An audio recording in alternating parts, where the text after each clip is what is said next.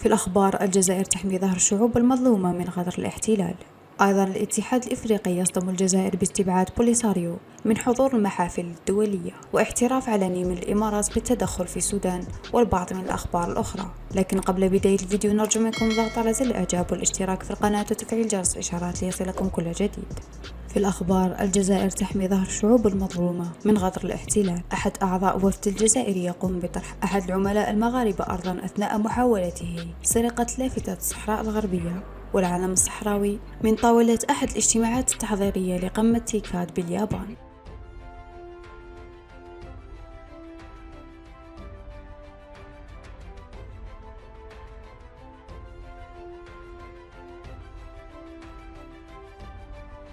كما يظهر الفيديو كيف قام السفير الصحراوي بحماية اللافتة ووضعها في حقيبته قبل إرجاعها إلى مكانها بعد انتهت المحاولة المغربية بالفشل عقب الطريحة الجزائرية.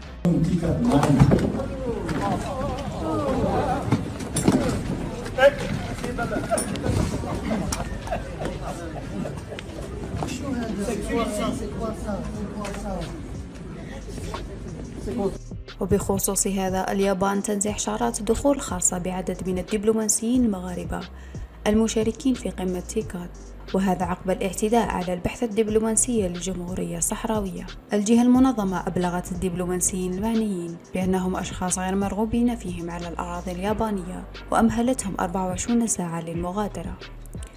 أيضا هكذا علق الممثل الصحراء الغربية لدى الأمم المتحدة مع المينورسو على الاعتداء المغربي الذي استهدف السفير الصحراوي لدى الاتحاد الإفريقي، وقال: يظهرون مقطع وفد دولة الاحتلال المغربية وهو يتعدى على السفير الجمهورية الصحراوية لدى الاتحاد الإفريقي الذي شارك اليوم مع زملائه من الدول الأعضاء في الاتحاد الإفريقي في اجتماع تحضيري لاجتماع الشراكة اليابانية الإفريقية تيكاد الذي بدأ في طوكيو. إنه لعمل مخجل ومستهجن ويظهر الطبيعة البلطجية للنظام المغربي.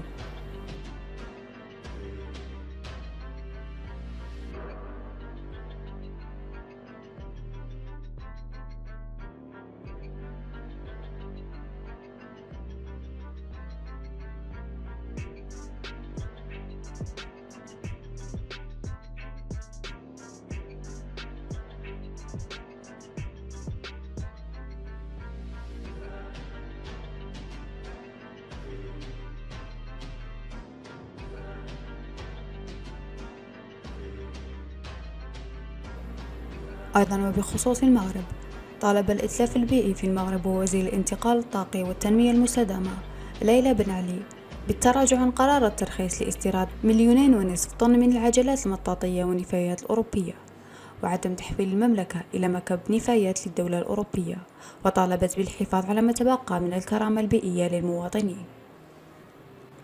أيضا في الأخبار: أعلنت وزارة إدارة الكوارث والإغاثة في بنغلاديش مصرع 13 شخصا حتى الآن جراء الفيضانات التي تشهدها عدة مناطق بالبلاد. وقالت الوزارة إن نحو 4.5 مليون شخص قد تضرروا من الفيضانات، مشيرة إلى أن عشرات الآلاف منهم لجأوا إلى مراكز الإيواء المؤقتة.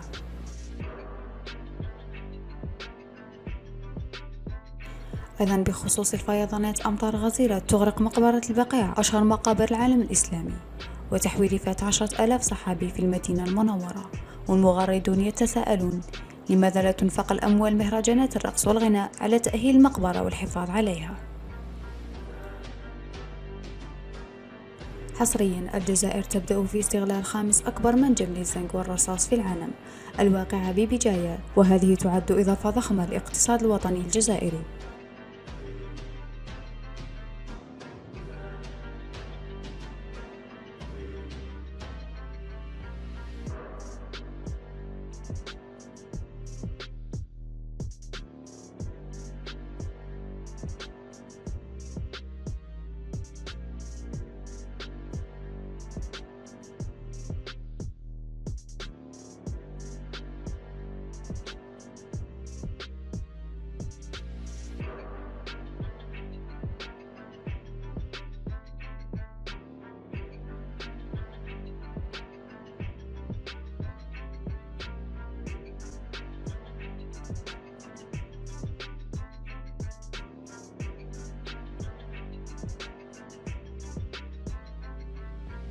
أيضا في الأخبار اعتراف علني من الإمارات بالتدخل في السودان.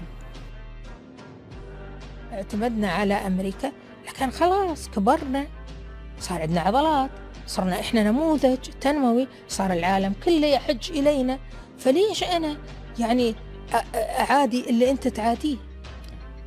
طيب الإمارات والسودان مشتكين علينا، ترى مشتكين على الإمارات. النظام اللي اشتكى علينا مش السودانيين. يعني النظام متحالف مع الأخوان، طبيعي إنه يشتكي علينا.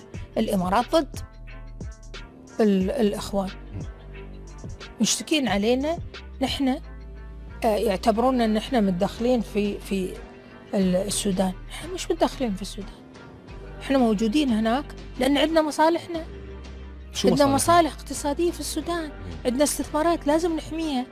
كيف تترك استثماراتك؟ بالمليارات عندنا يعني استثماراتنا، يهمنا استقرار السودان لأن عندنا مصالح هناك.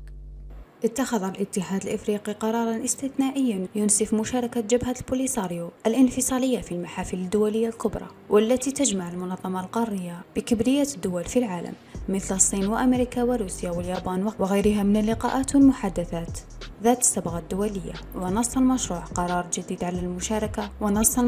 القرار الجديد على مشاركة الدول الأعضاء بالأمم المتحدة حصريا في المحافل الدولية الكبرى، والتي تشكل أهمية كبرى للقارة في مجالات اقتصادية وسياسية، والتي يحضرها رؤساء الدول والحكومات، مما يعني استبعاد جبهة بوليساريو، ويبرز أهمية الرؤية الجديدة للدول الإفريقية في ظل العلاقات الجيدة التي تجمعها بالمملكة المغربية. الكل يعلم أن صحراء الجزائر بلة الحديد وكل أنواع المعادن، لكن سؤال: هل تحتوي هذه الأحجار على مادة الحديد؟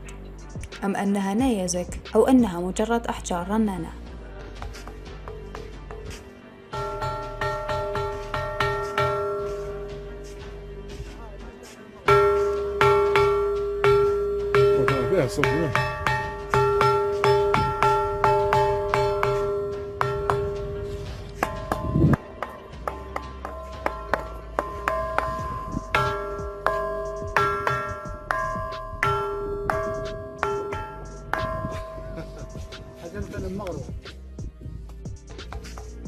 وأخيرا في الفيديو، مواطن أردني يوثق بالفيديو حجم قوافل الإمداد والدعم السعودية لإسرائيل بسبب الحصار البحري الذي يفرضه مقاتلو أنصار الله في اليمن.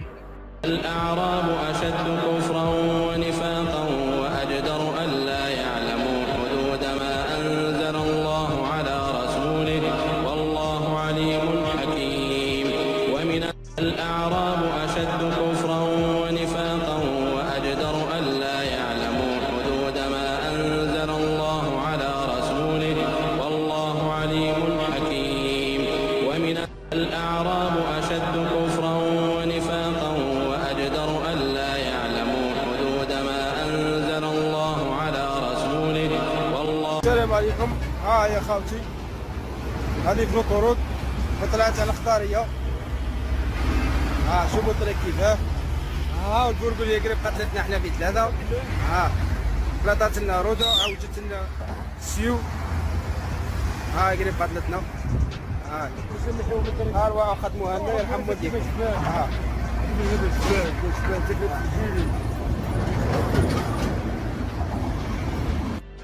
السلام عليكم. يا خالتي هذه في الطرود وطلعت. وصلنا لنهاية الفيديو. إذا أعجبكم الفيديو لا تنسوا الضغط على زر الإعجاب والاشتراك في القناة وتفعيل جرس الإشعارات ليصلكم كل جديد.